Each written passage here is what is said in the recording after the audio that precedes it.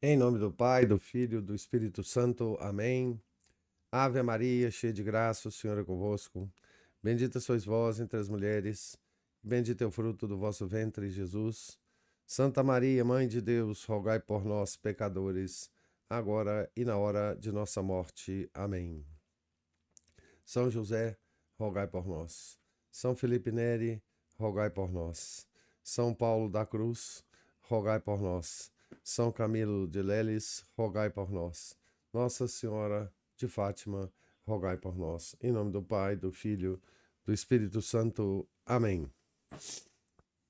Bom dia a todos. Estamos aqui no capítulo 37, página 465 da biografia de São Paulo da Cruz, escrita pelo padre Luiz Teresa de Jesus agonizante. Esse capítulo narra a vida do santo de 1773 a 1775. Vigor juvenil. Paulo, octogenário, conserva a alma perenemente jovem. Abre aspas. Transplantado nos novos átrios do Senhor, refloresce como a palmeira do deserto e multiplica-se como o cedro do Líbano. Salmo 91, versículos 13 e 14. Elevando-se sempre para o céu, com novos perfumes e novos frutos. Ele vai imprimir naquela casa o primeiro movimento de regularidade, cuja perfeição tanto nos edificou, muitos anos decorridos. O retiro dos santos João e Paulo é o verdadeiro modelo das casas do Instituto. Parecia-nos ver e ouvir o nosso santo. Sua presença era-nos, de certo modo, sensível. O servo de Deus reuniu imediatamente no novo retiro 30 religiosos. Como serão fecundos seus últimos anos. À medida que se lhe aproxima a eterna união com Cristo, trabalhava com tresdobrado ardor para afirmar a sua família religiosa na exata observância, no espírito de fervor, como a herança mais preciosa que desejava deixar-lhes ao partir deste mundo. Escolhera para si a menor e mais incômoda das celas, por estar próximo ao Santíssimo Sacramento. Mas os pedidos dos filhos e a ordem expressa do cardeal Pallotta obrigaram-no a habitar uma maior e mais bem situada, também contígua à igreja. No Natal, não deixou de visitar o Santo Padre. Não é necessário repetirmos que a entrevista foi afetuosíssima por parte do Papa e repleta do mais profundo respeito por parte de Paulo. Aqui tem uma nota informando que essa audiência aconteceu no dia 31 de dezembro. À meia-noite, cantou a Santa Missa com extraordinária piedade. Todos choravam. Quis também oficiar na festa da Epifania de 1774. Como não pudesse subir nem descer escadas, conduziram-no em cadeira de braços, ora à igreja, em visita ao Santíssimo Sacramento, ora à sacristia, para consolar pessoas aflitas, bem como aos andares superiores, às celas dos enfermos. No dia a dia, conservava-se sentado no quarto, rezando ou ditando cartas ao secretário. Por vezes, chamava um ou outro de seus filhos ou a comunidade toda, exortando-os à oração e à união com Deus. Última festa do amor. Aproximava-se a Semana Santa, tempo em que mais do que nunca banhava com lágrimas as chagas do Senhor, do Salvador. Fez questão de celebrar os longos ofícios da Quinta-feira Santa e distribuir pela última vez a Sagrada Comunhão aos seus filhos. De manhã falou à comunidade sobre abre aspas, a caridade de Jesus na instituição da Santa Eucaristia, fecha aspas. No final do discurso, insistiu no amor e no respeito com que se devem celebrar os santos mistérios, chamado por ele os funerais do Divino Redentor. Discorria com extraordinária ternura. Ninguém podia conter as lágrimas. Terminou exortando-os a pedirem mutuamente perdão, a fim de que a caridade unisse todos os corações num só coração, em Jesus Cristo. Começou ele próprio esse ato de humildade. Abre aspas. Hoje, meus irmãos, é festa do amor. Fecha aspas. Mas os soluços embargaram-lhe a voz. A custo, continuou. Oh, quantas vezes eu, indigno sacerdote, me alimentei da carne imaculada do meu Jesus. E jamais correspondi a tão grande benefício. Jamais pratiquei o menor bem. Fui sempre ingrato ao meu Jesus. Destruí as suas obras. Em casa e fora, só dei escândalos. Peço perdão, portanto, em primeiro lugar a Deus, depois aos consultores. Peço outro sim, perdão aos reitores, aos sacerdotes, aos clérigos, aos irmãos leigos, aos terciários e aos empregados. Perdão ao ar que respirei e à terra que me sustentou. Em uma palavra, peço perdão a todos pelos maus exemplos que dei. Oh, não era essa, porém, a minha intenção. Perdoai-me todos, queridos irmãos. Hoje, na Santa Missa, porei vossos corações no cálice consagrado, e vós, na Sagrada Comunhão, rogai. Rogai por mim, rogai pela minha pobre alma.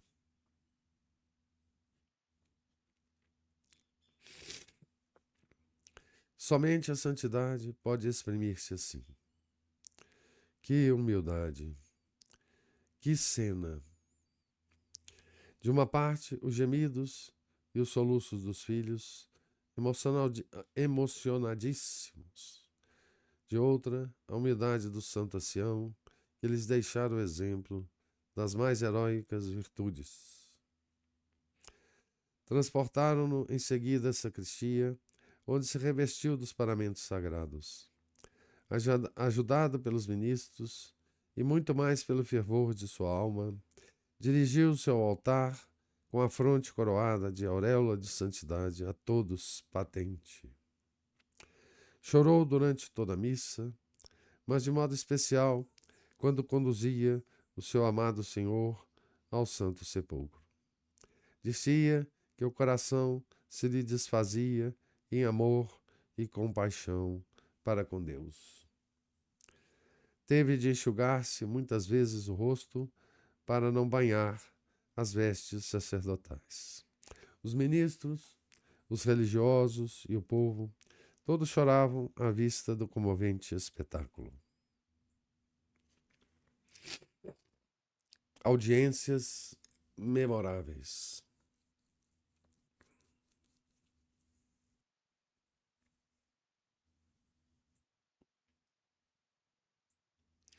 No mês de maio, experimentou alguma melhora e foi ao encontro do Santo Padre. Dias depois, Sua Santidade mandou avisá-lo de que na festa dos santos patronos da Basílica, em 26 de junho, iria visitá-lo. Com que espírito de fé se preparou para receber o vigário de Jesus Cristo. Após haver venerado na igreja o sepulcro dos santos mártires, Sua Santidade subiu ao convento. Paulo, e como presenciara do próprio Jesus, exclamou em transportes de alegria: Ode salus uic domui facta est. Hoje a salvação entrou nesta casa. Lucas 19:9. Clemente XIV, conduzido a uma sala onde lhe prepararam um trono, teve a extrema bondade de admitir os religiosos e outras insígnias personalidades eclesiásticos e seculares ao beijo dos pés. Retirou-se em seguida com o servo de Deus para um colóquio secreto numa sala mais afastada. De que terão falado? Eis o depoimento do enfermeiro do santo, irmão Bartolomeu. Entretanto, o Santo Padre, no quarto preparado, entreteve-se por algum tempo a sós com o Padre Paulo, estando eu presente para assistir o padre, que estava enfermo. O servo de Deus falou com o Papa a respeito de Deus e de sua bondade, e discorreu com tal espírito, verdadeiramente superior ao saber humano, que o Santo Padre, admirado, escutava com as mãos cruzadas sobre o peito e a cabeça inclinada. Mostrando-se muito consolado interiormente com essa conversa, afirmando que mais se teria prolongado, não fosse a hora adiantada e o receio de incomodar os familiares de sua corte, e se despediu, levando grande consolação, como revelou a pessoas da corte papal, né?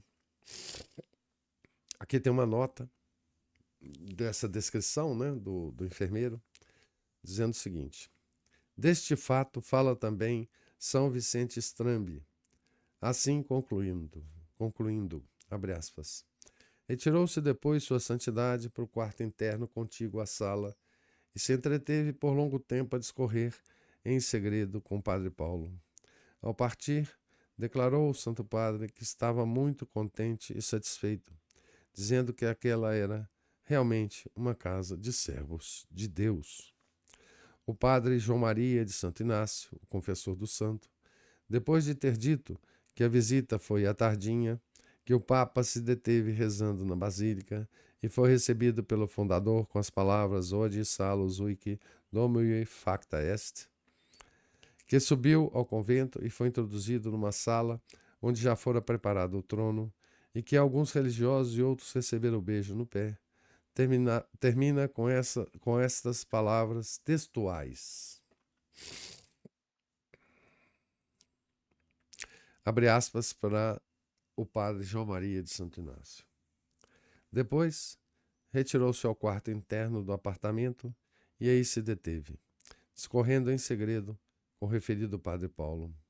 Despediu-se em seguida o pontífice, declarando estar muito contente e satisfeito, dizendo ser essa verdadeiramente uma casa de servos de Deus. Aqui, só para complementar, né, esse depoimento do enfermeiro. Né? Esses depoimentos todos estão nos processos de canonização, no processo de canonização do santo. Né? Clemente XIV não mais tornaria a ver o santo amigo senão no céu. Morte de Clemente XIV. A saúde do pontífice, para quem a tiara fora a verdadeira coroa de espinhos e o trono pesada cruz, estava muito abalada.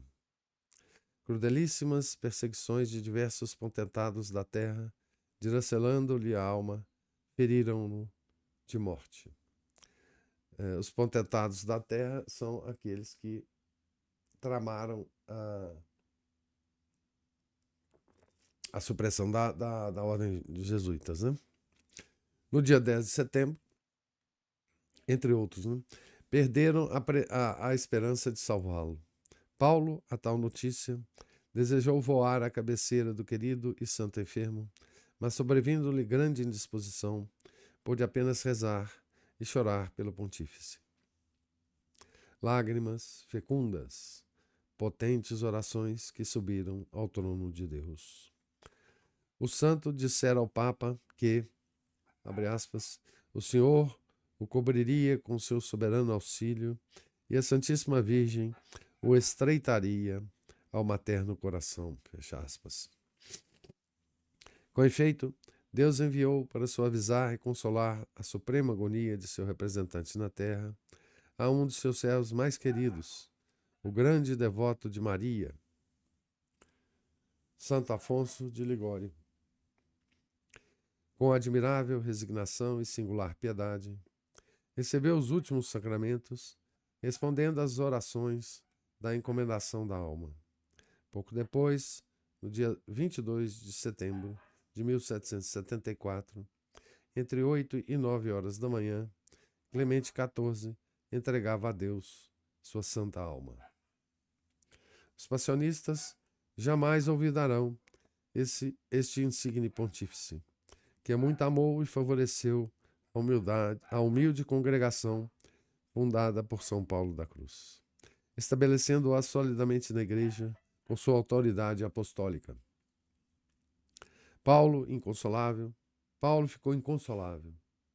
Suas orações e lágrimas em favor do falecido pareciam inesgotáveis. Mandou que se expedissem cartas circulares, ordenando que em todas as casas do Instituto se celebrassem solenes ofícios fúnebres. Durante o ofício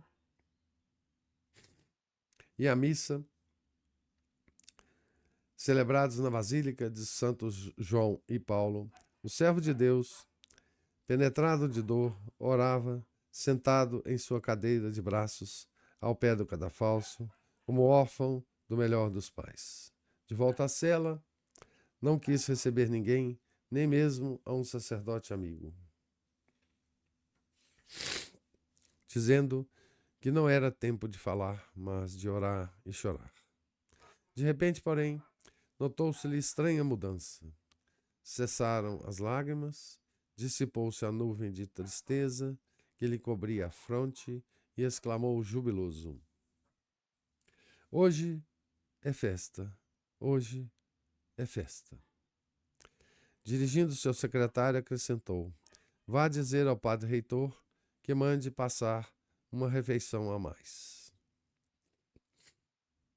Todos se persuadiram de que Deus o consolara, revelando-lhe a glória do amado pontífice. Aliás, era essa a maneira de exprimir-se ao saber que alguma alma ingressara no paraíso. Costumava dizer: Hoje sim, hoje há uma grande festa no céu.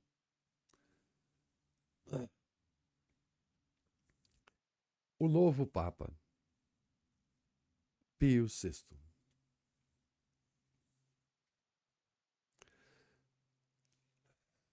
O nosso santo viveu sempre a vida íntima da Igreja, compartilhando-lhe as alegrias e as dores.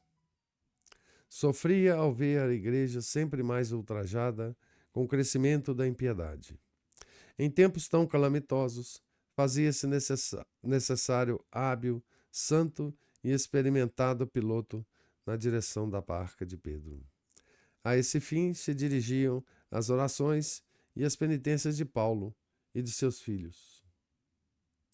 Durante o conclave, perguntava a miúde, com particular interesse, a Monsenhor Frattini pela saúde do cardeal Ângelo Braschi.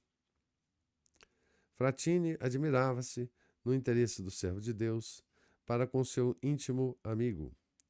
Cresceu-lhe a admiração ao ouvir Paulo dizer: Ao celebrar esta manhã a Santa Missa, depositei no sangue precioso de Jesus o coração do cardeal João Ângelo Braschi.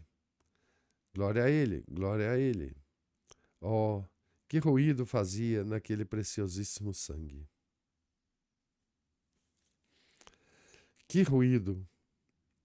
Como exprime bem essa palavra profética o reinado do sucessor de Clemente XIV.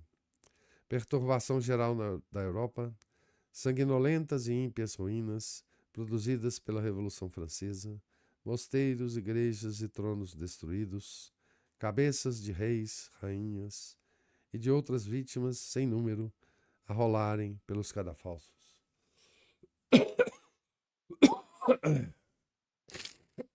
Finalmente, o vigário de Cristo, errante de prisão em prisão, morrerá no exílio. Houve, porventura, pontificado mais combatido? Veremos a esse respeito mais explícita profecia do nosso santo. Frattini compreenderá as palavras de Paulo quando, em 15 de fevereiro de 1775, o cardeal Brache é eleito Papa, sob o nome de Pio VI, nome que nos relembra um dos mais santos e magnânimos pontífices da Igreja. Essa eleição transbordou de contentamento no coração de Paulo, mostrando uma vez mais como Deus lhe revelava a formosura secreta das pessoas. Paulo VI na cela de Paulo.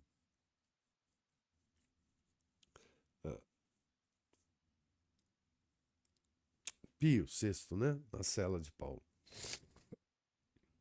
O novo Papa recolheu, na herança de Clemente XIV, como precioso legado, singularíssimo afeto ao venerável fundador e a seu instituto. Uma de suas primeiras visitas foi ao nosso santo. Em 5 de março, primeiro domingo da Quaresma, depois de adorar o Santíssimo Sacramento na Basílica, encaminhou-se para a cela do servo de Deus. Avisaram-no e ele, todo confuso, pôs-se a exclamar: Como? Como? Visitar ao último dos filhos da Igreja? O soberano pontífice, o vigário de Cristo na terra, vem visitar-me? Quando Sua Santidade entrou na cela, aumentaram-se-lhe as lágrimas. Tirou o solidel e, com acento de voz que somente a fé pode inspirar, falou ao Santo Padre. Abre aspas. Santíssimo Padre, como se dignou Vossa Santidade visitar o último membro da Santa Igreja. Essas palavras comoveram profundamente a Pio VI, que o beijou na fronte e mandou que se cobrisse.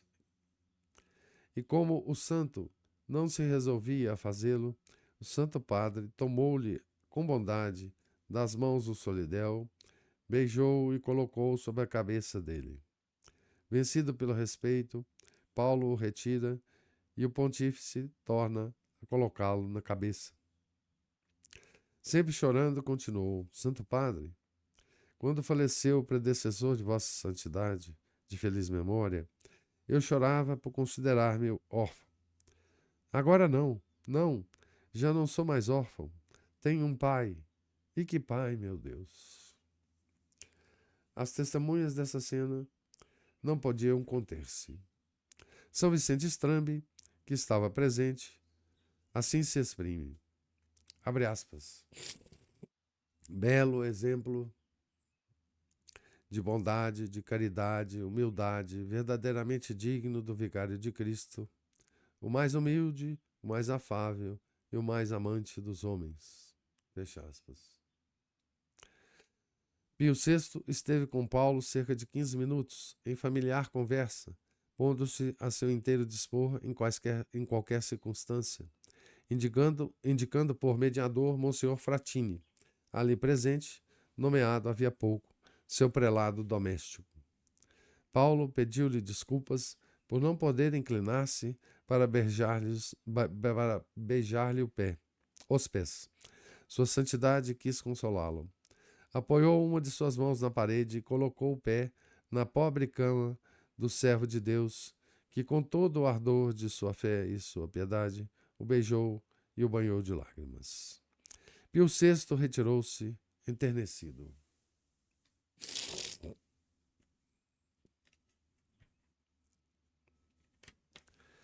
Outra visita cheia de interesse e de encanto, preparada sem dúvida por Deus, revela-nos melhor a alma de Paulo da Cruz, que se vai iluminando sempre mais à medida que se aproxima dos esplendores eternos. Uma jovem, natural de Cerveteri, chamada Rosa Calabrese, pura e cândida, experimentou na idade de 18 para 19 anos os suaves atrativos de Jesus, chamando-a ao seu seguimento. Ciente de que não poderia, sem guia experimentado, corresponder ao chamamento divino, recorreu à oração e se lhe apresentou ao pensamento o nosso santo. Não o conhecia pessoalmente, mas ouvira referir grandes coisas a respeito de seu zelo e caridade. Cheia de confiança, escreveu-lhe, manifestando-lhe o estado de sua alma e suplicando-lhe que se dignasse tomá-la sob sua direção. Paulo aceitou a incumbência e começou a dirigi-la pelas veredas da contemplação até a união mística com Deus. Para começar, então, estabeleceu-se entre ambos ininterrupta correspondência epistolar. O servo de Deus dirigiu-a durante 10 anos, sem a conhecer pessoalmente. Não obstante, lhe conhecia todos os segredos da alma. Logo depois de se entregar à direção de Paulo, Rosa viu-se atormentada por sérios temores acerca da salvação. Resolvera fazer confissão geral, mas apenas depositava confiança no servo de Deus. Estando em tais perplexidades, uma carta de Paulo vem restituir-lhe a luz e a paz de que necessitava. Louquinha de Jesus, dizia-lhe, afaste imediatamente toda a ideia de confissão geral. Fecha aspas. Em outra ocasião, um missionário passionista, grande servo de Deus, pregava em Trevignano, nas vizinhanças da localidade em que Rosa morava. A piedosa jovem ardia de desejo de ouvi-lo, mas seus irmãos impediram-no de ir a Trevignano. Rosa caiu em profunda tristeza. Por revelação divina, Paulo soube da pena que a torturava e escreveu-lhe: Quanto melhor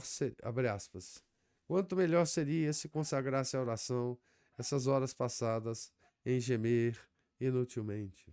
Fecha aspas. A jovem já escrevera 4 cartas ao servo de Deus, sem manifestar, por temor, um escrúpulo que a atormentava. Eis as palavras de Paulo, abre aspas. Já seria tempo de dar-me por escrito o que a inquieta e não continuar a ocultá-lo no coração, tranquilizando-se uma vez por todas. Fecha aspas.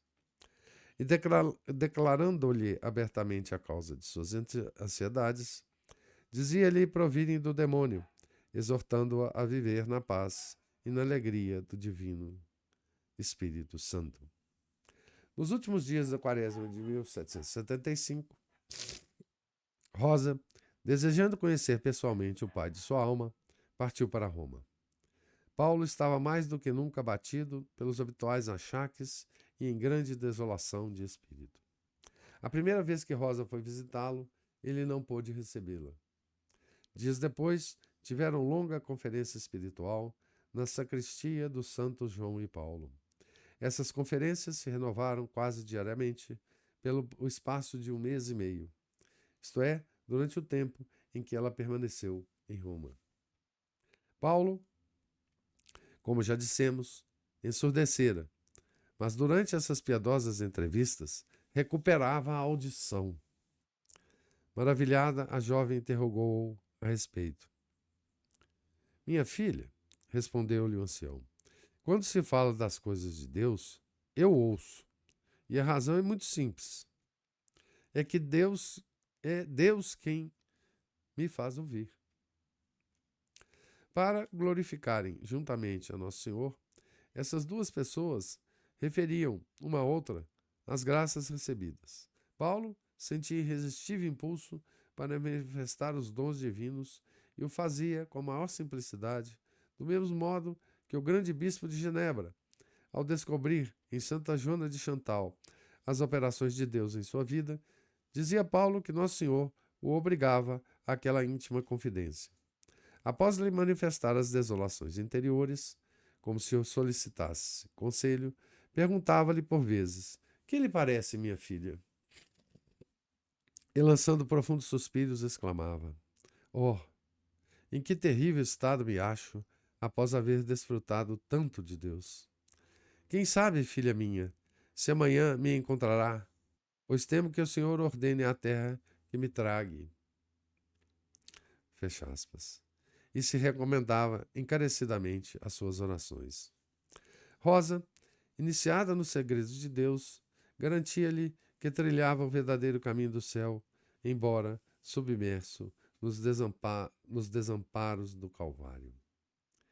Esses celestiais colóquios, qual suave perfume, evolavam-se no trono de Deus, que se comprazia em honrá-los com sua presença visível e com assinalados favores.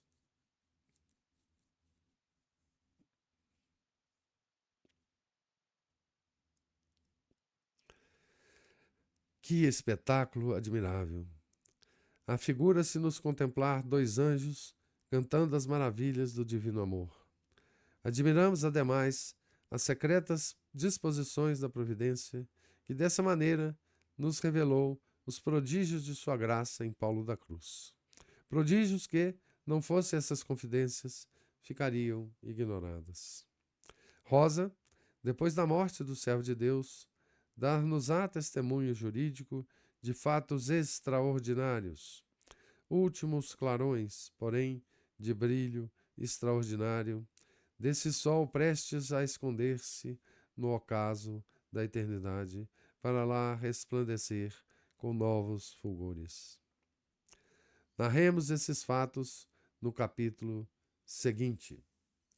Então, vamos deixar isso aqui para nossa próxima encontro.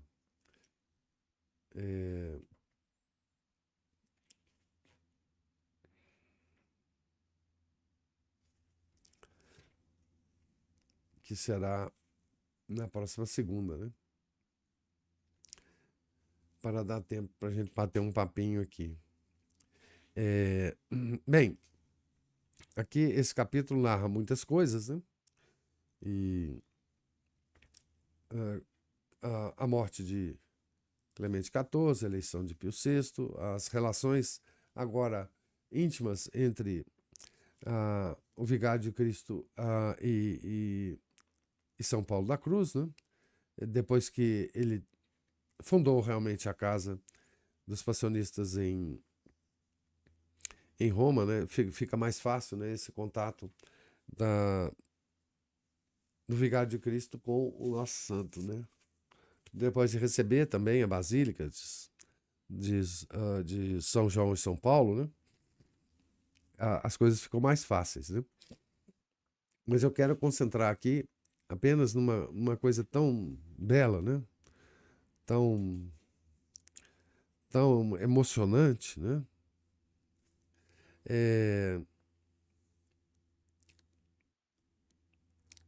Que é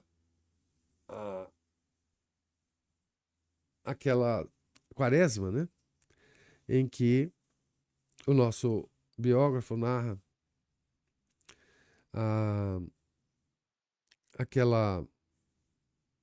aquele pedido de perdão, né? Que ele estimula os seus religiosos a fazerem, né? Pedido de perdão público, né? E que ele próprio abre, né? Esse evento, né? E o pedido dele de perdão é uma coisa impressionante, né? Dada a altura que ele se elevou, né? Na vida de santidade, né? E é um pedido que a gente pode se beneficiar dele, que para nós sim esse pedido é real, né? E que beleza, né? Que, enfim, ele diz assim, fazendo o pedido de perdão geral, né? Oh, quantas vezes eu, indigno sacerdote, me alimentei da carne imaculada do meu Jesus. E jamais correspondi a tão grande benefício. Jamais pratiquei o menor bem. Fui sempre ingrato ao meu Jesus. Destruí suas obras, em casa e fora. Só dei escândalos. Peço perdão, portanto, em primeiro lugar a Deus, depois aos consultores. Peço outro sim perdão aos reitores, aos sacerdotes, aos clérigos, aos irmãos leigos, aos terciários, aos empregados. Perdão ao ar que respirei e à terra que me sustentou. Em uma palavra, peço perdão a todos pelos maus exemplos que dei. Que coisa impressionante, né? E depois segue mais um pouco, né? Depois pede a oração de todos, né? Esse Paulo sentiu a necessidade desse pedido de perdão, né?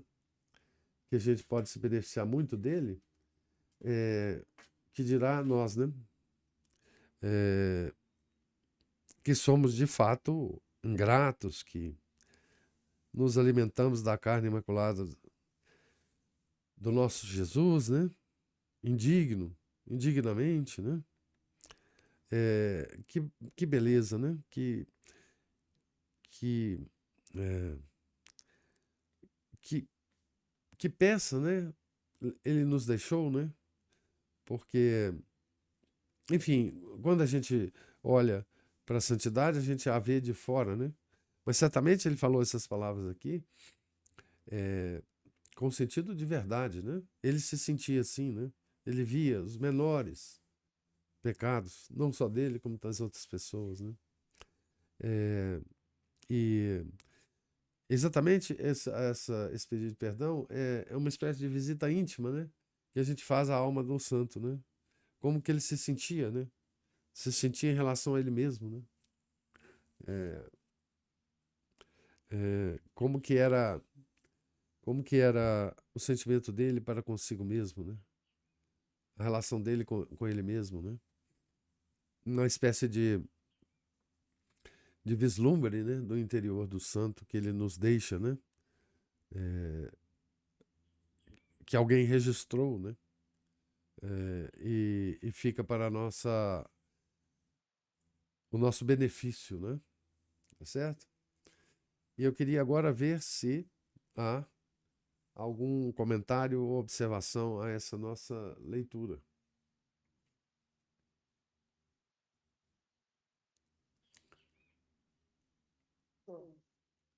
Tem duas coisas aqui que me ocorreram hoje com a leitura.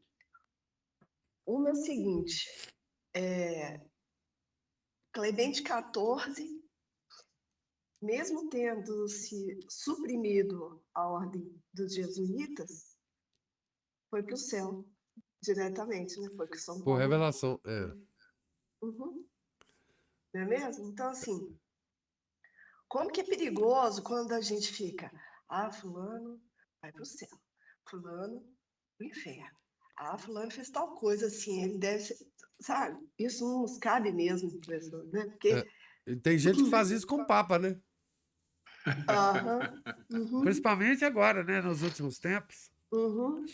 Tem gente cujo esporte é achar se primeiro se o Papa é Papa, depois se ele vai para o céu, para o inferno, etc. Sim. Nossa, mãe, isso é bem perigoso. E a gente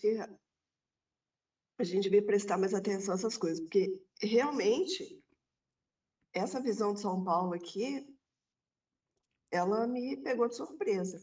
É lógico que a gente via, né, como que Clemente XIV era piedoso, né? Mas aí a gente pensa que, pelo menos, ele iria para o purgatório depois de ter feito algo tão grave como foi ceder a essas pressões e suprimir a ordem, né? Mas, né? Então, assim, é melhor a gente não querer, é melhor a gente se limitar à nossa pequenez mesmo e parar com essas coisas de querer ficar julgando e adivinhando para se uma pessoa foi condenada ou não, né? Existe muito porteiro de inferno aí hoje, né? Pois Aquele é. cara que fica lá na porta e fala: opa, entrou aqui, entrou, esse aqui entrou. Porteiro de inferno é ótimo. Ué, porteiro de inferno, isso aí é uma loucura, né? E assim, o quanto que Clemente XIV estava na supressão dos jesuítas fazendo uma obra que Deus queria que fosse feita, né? Sim, porque ele até impediu São Paulo de se manifestar, de interferir, né? Pois é, então Um dos assim... exemplos... Era para acontecer, né? Exatamente, quer dizer, então assim, mesmo sendo, quer dizer, o Clemente XIV deve ter sofrido muito as pressões internacionais e tal, né? Mas assim, o quanto que isso, ele não foi simplesmente o Papa reinante na época em que Deus queria que acontecesse certas coisas e que parece-nos hoje ter sido muito ruim E foi muito ruim para a igreja, mas quem sabe não foi vontade permissiva de Deus, né? Não que Deus tenha tido vontade de fazer algum mal para a igreja, mas permitiu que o mal fosse feito, né? Como Deus sempre age para castigar a sua prole, né? Como sempre agiu no Antigo Testamento, né? Mas sim, é uma coisa surpreendente mesmo, Ana Paula, porque inclusive coitado desse Pio VI, esse Pio vai sofrer demais, né? Esse aí Foi vai preso ser. por Napoleão, professor? Nossa, mãe, coitado. Não, na verdade foi o Pio VII, né? Que foi preso por sim? Napoleão. Foi o sucessor dele. O sucessor do Pio VI que foi preso e encarcerado lá, né? Ele inclusive ficou muito doente. Mas assim, mas o Pio VI vai sofrer muito com a Revolução Francesa, né? Com aquela Constituição Civil do Clero, enfim. O que a gente conhece do Bispo Curadás, né? Do Santo Curadás. Exatamente. Então, e o Santo Afonso Maria de Ligório, que aparece aqui, hein? Que coisa bonita, né? Sim. Para consolar o Clemente Adorei. XIV, né? Adorei essa Também italiano, né? Também italiano. Faltou ele se encontrar com São Paulo da Cruz, né? Mas esses encontros, né? Deus promove só muito raramente, né? Hoje é o dia de São Camilo de Leles, né? O São Camilo era amigo de São Felipe Neri. E também de Santo Inácio, né?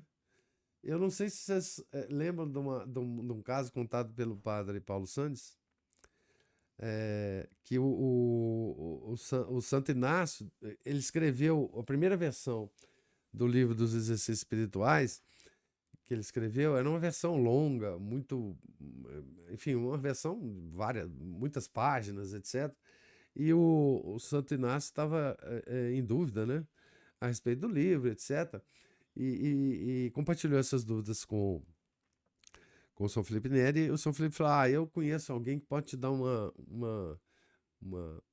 Ele queria, na verdade, que o São Felipe desse para ele um parecer. Ele falou: não, eu não tenho capacidade para isso não, mas eu sei quem tem. Aí foram lá do São Camilo de Leles, né? Aí o São Camilo estava lá no campo, lá trabalhando e tal. Aí chegaram os dois, o Santo Inácio então falou para ele que estava em dúvida a respeito do livro, etc, o que faria e tal. Aí ele pegou o livro assim na mão, sentiu o peso do livro, aí entregou para ele e deu um parecer sobre o livro. Falou: não, esse livro é muito pesado. E só, não falou mais nada do livro, não pegou ele para ler nem nada. E diz o padre Paulo que ele entendeu, né, o parecer, e aí fez a versão que a gente conhece dos exercícios espirituais, né? Pequenininha. Mas, então, assim, esses encontros, né? Esses encontros de santos, eles são promovidos por Deus, mas são raros, né? Aquele encontro, por exemplo, de São Francisco e São Domingos, né? Em Roma. Sim. Enfim, são belíssimos esses encontros, né? Essa crônica desses encontros são belíssimos. A gente fica só imaginando, né? O que não passava nessa, enfim, na relação, né? Desses grandes santos.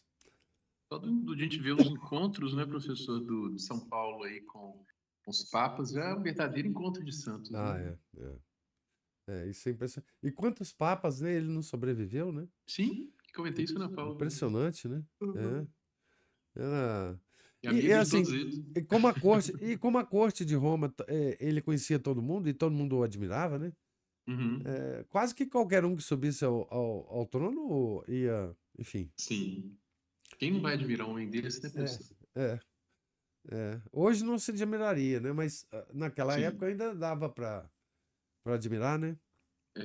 Hoje o que é bom é o desprezado, né? Se torna verdadeiramente o Cristo crucificado, né? Desprezado, odiado, perseguido, né? Mas É uma beleza, né? É uma beleza a relação dele com os papas, realmente.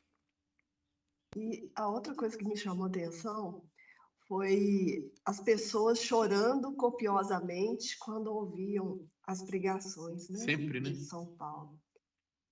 E que e como que nós estamos confusos, assim, porque diante de muito sentimentalismo que a gente presencia, às vezes a nossa tendência é ir para o extremo oposto, né? É. De uma Ficarmos frieza duros. indiferente, né? Isso. É. Então, a gente precisa estar atento a isso, né, professor? Também Muito. não se deixa, né, não se deixar levar por esse indiferentismo mesmo, É. né? Existem lágrimas santas, né? Pois Sim, é. dom das lágrimas, né? É o dom das lágrimas. Tem uma Mas oração da igreja pelo dom das lágrimas. no nosso meio, às vezes, as lágrimas são tão... De crocodilo. Covardes.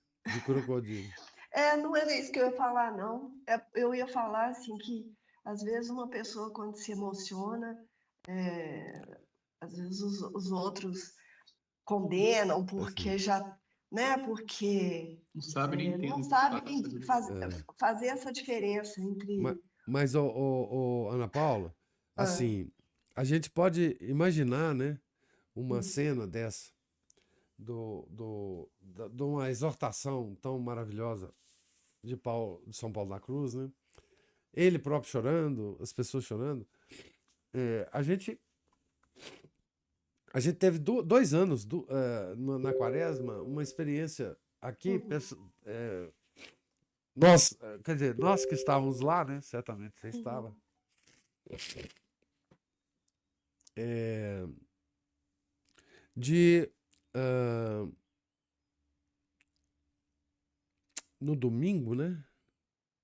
De não foi na Ramos, sexta-feira, é no domingo de Ramos, no que é domingo de o Ramos. Evangelho de São Que lê Mateus. aquele evangelho longo, sim. De São Mateus, pois é, o Padre Jorge, na leitura do Uhum, Evangelho de São Mateus, em 2 anos seguidos, aconteceu a mesma coisa com o mesmo Evangelho. Ele embargou a voz, né? uhum, Ele começou, quer dizer, a gente lá na igreja também embargamos a voz, né? uhum. Assim, então, e ele não estava fazendo homilia nenhuma, ele não estava exortando ninguém, ele estava lendo o Evangelho. E vendo-o se emocionar, a gente cá embaixo também, né? Se Então, assim, emociona. imagina uma homilia né? Não é desfazendo do Padre Jorge, claro que não, Claro. é Não, claro que não. um elogio que eu faço a ele, que realmente eu nunca tinha visto na minha vida um padre lendo o Evangelho se emocionar como ele se emocionou, né? Então, a gente se emociona, né? Porque quando a emoção é verdadeira, ela é avassaladora, né? Uhum. Não dá para você conter, né? Então, e é muito diferente desse sentimentalismo, né? A gente tá encharcado, eu entendi o que você falou, a gente tá encharcado de Uhum. sentimentalismo, né? Depende daquilo que move, né, professor? O espírito que move isso, É, é. se é avassalador, é porque é um espírito poderoso que Não move tem isso, jeito de você né? conter, né? As É. santas lágrimas não tem jeito de você conter. E Pode. a gente volta ao assunto anterior aqui, né, que a gente estava falando do julgamento, né? Esse padre aí, esse nosso padre que foi capaz de se emocionar, né, as lágrimas, né? Teve a voz embargada, e as pessoas às vezes, né, o julgam tão modernista e tal, que pode ser que seja, mas que dentro dele, né, ao que parece, ele, ele é muito piedoso, né? Então, É. assim, a gente tem que ter muito cuidado com isso, né, Não, professor? e normalmente, né? Esse negócio essa pecha de modernista, agora tá uma guerra por aí, né? Gosto. Mas enfim, eu Catecismo, quero, pelo eu menos. quero distância dessa guerra. Mas esse Uhum, negócio de modernista É, eu fico pensando que, assim, quem fica. Quem é quem fica julgando as pessoas a respeito do Uhum. modernismo, eu acho que primeiro são ignorantes a respeito do modernismo. Segundo, é, usar essa pecha tão facilmente assim é muito difícil, sabe? Porque se você pegar, eu vou só dar um exemplo aqui. Se você pegar aquele juramento antimodernista do Papa São Pio X e der esse juramento para o padre Jorge, Uhum. ele assina. Uhum. É só você ler lá. Ele não é a favor daquelas coisas, Uhum. tá certo? Então, existe um espírito moderno que ele adere, mas adere porque não tem outro jeito de não aderir, Uhum. Uma entendeu? protocolar e diplomática, né?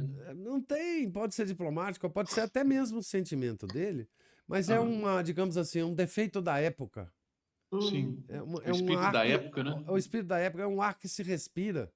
É, E é muito difícil se você se libertar disso.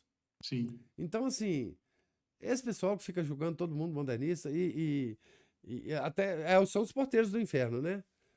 Decretando que o cara vai se continuar e tal, Uhum. vai para onde for. É, é assim mesmo. As pessoas julgam todo mundo e são, enfim, querem ser do Supremo Tribunal, todos eles. Mas, Supremo Tribunal da e assim, Inquisição. a gente vê aquela cena, né, que a gente viu em 2 anos subsequentes, Uhum. quer dizer, no ato, eu não sei se todo mundo observou, se, enfim, quantas pessoas estavam, às vezes ninguém observou, ou estava, sei lá. Mas assim, quem observou e quem viu, A é, gente viu. aquilo foi uma das maiores, digamos assim, homilias, entre aspas, que o Uhum. padre deu. Né? Sem dizer uma palavra própria, né? Isso, entendeu? É assim, um padre para chegar a desenvolver um amor a nosso Senhor Jesus Cristo, que o faz ao ler o julgamento do nosso Senhor, os sofrimentos que ele estava passando, ou ia passar proximamente, e se emocionar a ponto de chorar, enfim, esse homem não é qualquer homem, não é qualquer padre. Né? Então, esse amor a Nosso Senhor é uma coisa visível, que foi visível naquele momento, né? Então, assim, é muito maior do que o meu, se eu fosse ler o Evangelho. A gente tem que observar isso Uhum. e admitir, né? Admitir. Não é qualquer um que faz isso, não. E que demonstra, e que sente, e que. Eu não sei, deve ter uma história, inclusive pessoal, envolvida, talvez, desse evangelho específico, com o padre. Mas eu não sei, essa demonstração de amor ao Nosso Senhor é de se destacar, viu? Sim. E de se agradecer a Deus da gente estar ali presente e ver aquilo, Uhum. Isso. Uhum. né? Pessoal, também, só para aproveitar os últimos minutinhos aí, fico vendo no início do capítulo a descrição ali, né, da casa dos mártires João e Paulo ali, e a organização dos passionistas. E eu fico pensando, será que um passionista lendo isso aí e olhar ao redor de si assim, não vai notar um contraste muito grande, mesmo de outras ordens também, religiosas, sacerdotais, simplesmente lendo assim as origens, né, o fundador, como é que era, foi tudo no começo ali, de repente olha ao redor assim, e será que não se pergunta como é que nós íamos parar isso? Eu acho que tem muitos que sentem. Eu acho que tem muitos que sentem. Eu acho assim que sentem profundamente. Eu acho que tem muito passionista que sofre muito com isso. Eu imagino que tenha, Sempre tem, né, porque pessoal, sincero, né? é, é, e assim que sentem que tentam mesmo de forma oculta viver essa espiritualidade, né, que está tão suprimida hoje. E outra, enfim, São Paulo da Cruz não tá lá no céu sentadinho lá sem olhar para os seus, não, né? Então, assim, eu acho que deve haver passionistas sinceros que rezam muito e que São Paulo da Cruz, enfim, olha por eles, né? Olha pela sua ordem. Eu acho que todos os fundadores lá no céu tentam fazer o possível para as ordens. É que eles estão na mão dos homens, né? Dos homens da atualidade. Então, mas eu quero crer, enfim, que todos os fundadores estão lá, né? Agarrados com Nossa Senhora, né? Enfim. Mas é de se espantar, né? É como que houve uma degradação, né, espiritual de tudo, né? Infelizmente. Mas eu creio, desejo, espero, né, que haja em cada ordem, né, pelo menos uns 2 ou 3 religiosos sinceros, né, sempre é. enfim, que honre o fundador, né, que tem o carisma do fundador e que, enfim, sofrem por esse estado, né? Aquele chumaço da lâmpada que ainda não se apaga, né? Isso. Tem um trecho das Escrituras que fala, né? Aquela brasinha, aquele chumaço que não se apaga ainda, né? Embora esteja quase apagando, ainda resta. Mas comparado àquela luminosidade de antes, né? É muito pouco ainda. Mas ainda bem que não se apagou de vez, né? É o que a gente espera, né? Não se apague.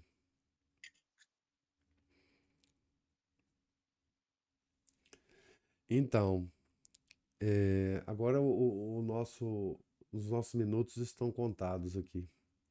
Deus lhes pague a presença, paciência, os comentários. Tenham todos um santo dia, um santo final de semana. Segunda-feira nós estaremos de volta, se Deus quiser. Em nome do Pai, do Filho, do Espírito Santo. Amém. Ave Maria, cheia de graça, o Senhor é convosco. Bendita sois vós entre as mulheres, e bendito é o fruto do vosso ventre, Jesus. Santa Maria, Mãe de Deus, rogai por nós, pecadores, agora e na hora de nossa morte. Amém. São José, rogai por nós. São Felipe Neri, rogai por nós. São Camilo de Leles, rogai por nós. São Paulo da Cruz, rogai por nós. Nossa Senhora de Fátima, rogai por nós. Em nome do Pai, do Filho, do Espírito Santo. Amém.